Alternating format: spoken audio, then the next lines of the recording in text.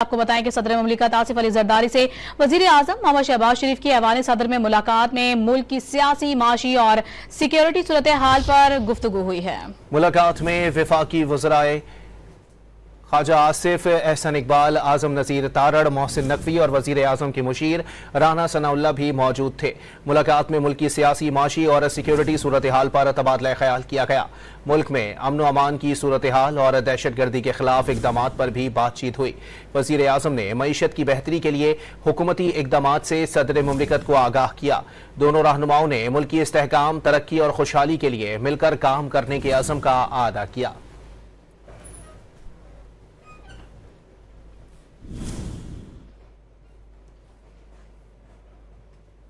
आज आपको बताएं कि सदर मुमलिकत आसिफ अली जरदारी से वजीर आजम मोहम्मद शहबाज शरीफ की ऐवान सदर में मुलाकात में मुल्क की सियासी, माशी और सिक्योरिटी सूरत हाल पर गुफ्तगू हुई है।